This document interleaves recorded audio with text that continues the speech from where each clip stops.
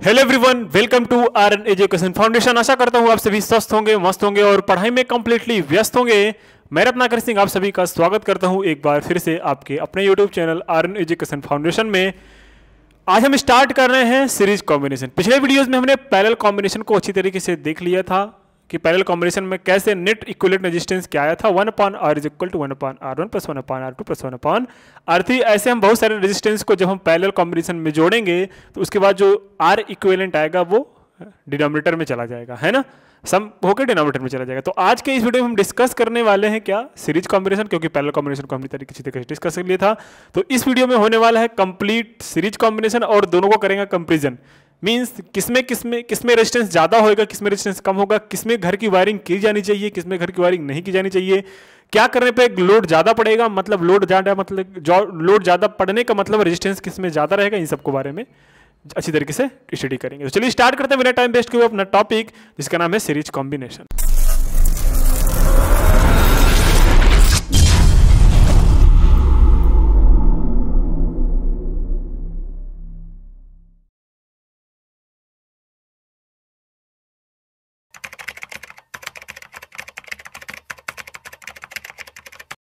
तो आज हम स्टार्ट करने वाले हैं क्या, सीरीज कॉम्बिनेशन। तो लिखिएगा कॉपी में हेडिंग सीरीज कॉम्बिनेशन।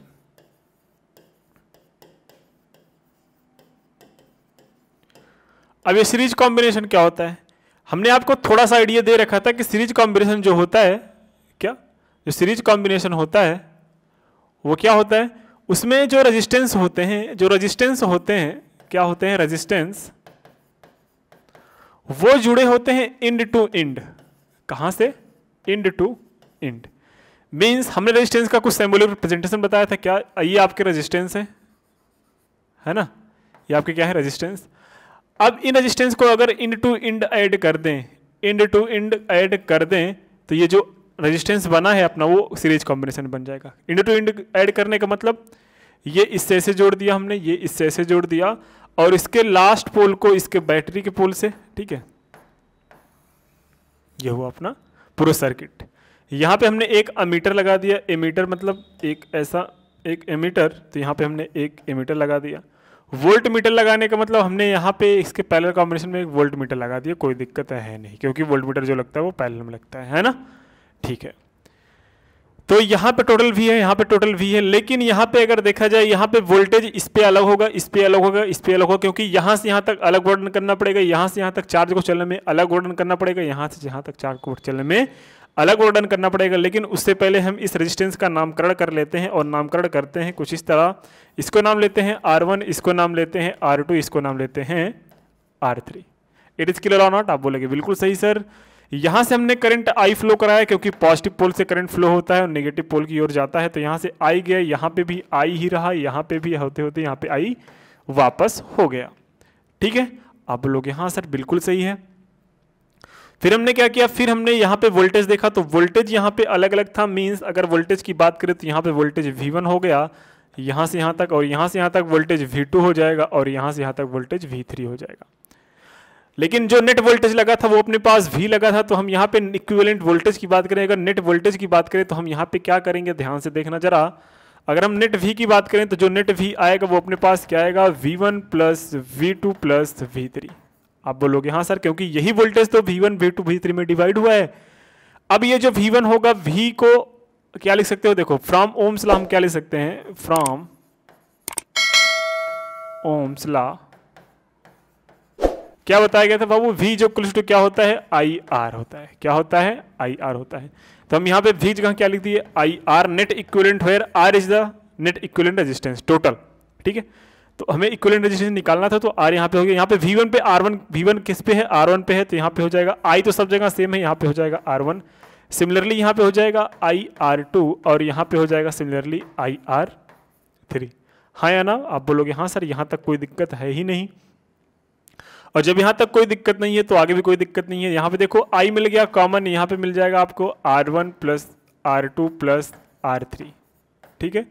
और यहाँ पे क्या हो गया, IR, तो यहाँ पे I से I कैंसिल हो जाएगा, तो नेट जो रेजिस्टेंस इक्विवेलेंट आएगा वो आएगा R1 plus R2 plus R3। R is equal to क्या आ गया, R0 plus R2 plus R3। अब हम बात करें जो पैरेलल, अगर हम कंपैरिजन करें किसमें, अगर हम कंपैरिजन करें पैरेलल वाले में, तो हम पैरेलल में क्या सीखे थे, पैरेलल में हमारा जो रिजल्ट आया था इन पैरेलल कॉम्बिनेशन, जो रिजल्ट आया था वो क्या आया था, वो 1/r इज इक्वल टू आया था 1/r1 plus 1/r2 plus 1/r3। ठीक है, तो हम एक एज्यूम करते हैं कि एक इसको कंपैरिजन करते हैं। कंपैरिजन करने की एक निंजा टेक्निक बता रहा हूँ। निंजा टेक्निक क्या है, एक बार थोड़ा प्रैक्टिकली बता रहा हूँ। प्रैक्टिकली सोचो कि अगर आपके पास लेट 3 रेजिस्टेंस हैं, क्या है, 3 रेजिस्टेंस है। इफ वी हैव ये लिखने के लिए बस समझने के लिए करा रहा हूँ, ठीक है। If we have 3 resistors,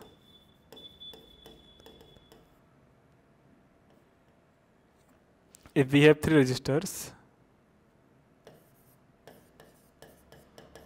resistors of 2 ohms, 2 ohm के 3 रेजिस्टेंस रखे गए हैं। First case, if all in series, then जब सीरीज में है तो देन इक्विवेलेंट आर इक्विवेलेंट क्या आएगा, नेट आर इक्विवेलेंट क्या आएगा आपका, तो क्या आएगा आपको पता है सर, सीरीज में तो R1 plus R2 plus R3 हो जाएगा। तो 2 प्लस 2 कितना आया, 6 ओम। मतलब अगर हमने R को किस में ऐड किया, अगर हम R को सीरीज में ऐड करें तो नेट इक्विवेलेंट रेजिस्टेंस कितना आ रहा है, 6 ओम। केस सेकंड लेते हैं। केस सेकंड में ये बोल रहा हूं, केस सेकंड आप ये लीजिए कि सेकंड केस ये है कि इफ ऑल इन पैरेलल, ठीक है, जब पैरेलल में लेते हैं तो क्या होता है, तो 1/r जो इक्विवेलेंट आएगा वो क्या आएगा, 1/2 प्लस 1/2 प्लस 1/2, क्योंकि 1/r1 plus 1/r2 plus 1/r3। ठीक है, आप बोलोगे हाँ सर, इसको जब ऐड करेंगे, जब इसको ऐड करेंगे तो ये नेट रिजल्ट आएगा आपके पास, इसके पास जो जब ऐड करेंगे तो नेट रिजल्ट आएगा 2, तो एलसीएम हो गया तो 1 प्लस 1 प्लस 1 है ना, तो क्या आ गया 3/2।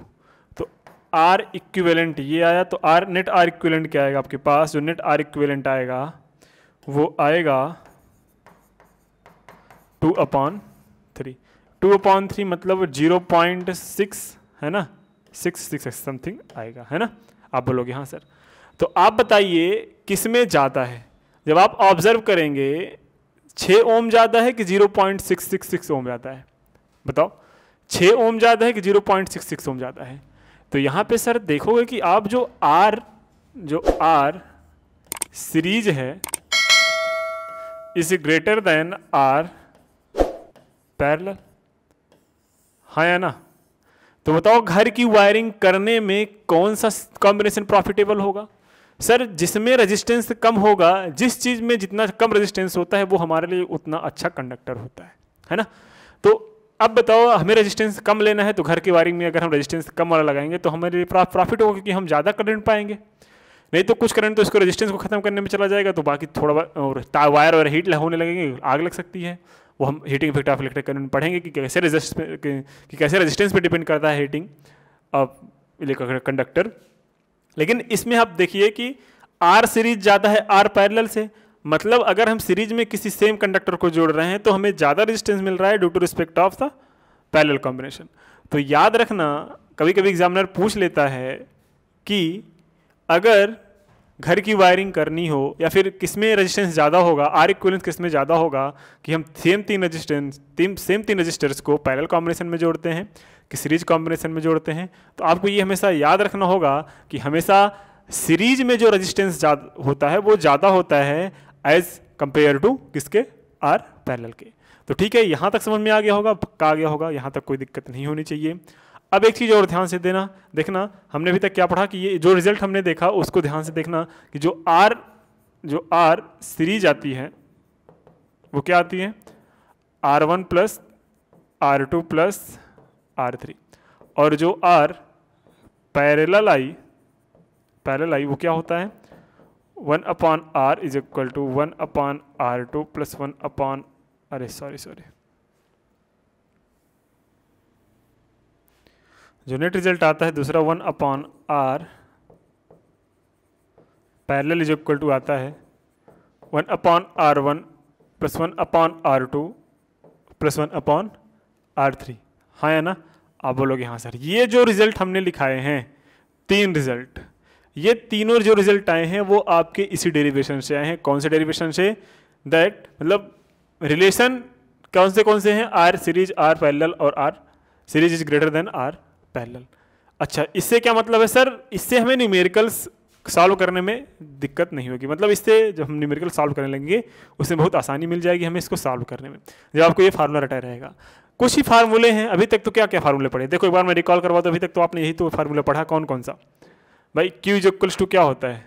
I into T. अरे भाई I is equals to Q by T पढ़े हो ना, या कैपिटल Q हो गया होगा, तो हम ये भी लिख सकते हैं। तो Q is equal to I into T, तो ये पढ़ा आपने, है ना? और दूसरा पढ़ा आपने कि V इज इक्वल्स टू क्या होता है? आई आर होता है। और एक फार्मूला पढ़ा था कि Q इज इक्वल टू क्या होता है? NE होता है। उसके बाद हमने ये फार्मूला पढ़ा R वाला 1/1 R पैरेलल का हुआ 1/R is equal to 1/R1 plus 1/R2 plus 1/R3 and R equivalent in series में क्या पढ़ा? R1 plus R2 plus R3। तो आई होप ये समझ में आ गया होगा सीरीज कॉम्बिनेशन वाला। अब हम नेक्स्ट वीडियो में डिस्कस करेंगे heating effect of electric current. ठीक है, heating effect of electric current जब हम पढ़ लेंगे उसके बाद अपना जो टॉपिक होगा वो कंप्लीटली मोटी मोटा खत्म हो जाएगा, है ना? अगर हम बात करें तो मोटी मोटा खत्म हो जाएगा। एक बार इसको अगर आप स्क्रीनशॉट लेना चाहते हो तो ले लो, आराम से ले लो, कोई दिक्कत नहीं है।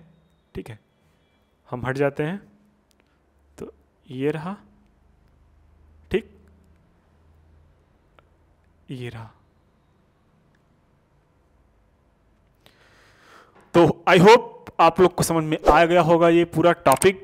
और अगर जिन बच्चों को नहीं समझ में आया तो कमेंट सेक्शन में मेंशन करा करिए, सर हमें नहीं समझ में आया, तो हम आपको डाउट को क्लियर करने की कोशिश करेंगे थ्रू द टेलीग्राम चैनल। अगर आपके डाउट को हम टेलीग्राम चैनल पर ले सकें तो अगर आप भेजेंगे तो हम ले सकते हैं, अगर नहीं तो हमारी टेक्निकल टीम आपको रिस्पॉन्स करेगी। तो वीडियोस कैसे लगी कमेंट सेक्शन में जरूर बताया करिए, अपना रिस्पांस जरूर दीजिए। और हाँ, वीडियो को भाई शेयर जरूर करा करिए। जो बच्चे नए हो चैनल को सब्सक्राइब जरूर कर लें, वीडियो को लाइक कर जरूर कर लें। ठीक है, मिलते हैं नेक्स्ट वीडियो में हीटिंग ऑफ इलेक्ट्रिक करंट के साथ। तब तक के लिए शुभ रात्रि, जय हिंद एंड बाय बाय।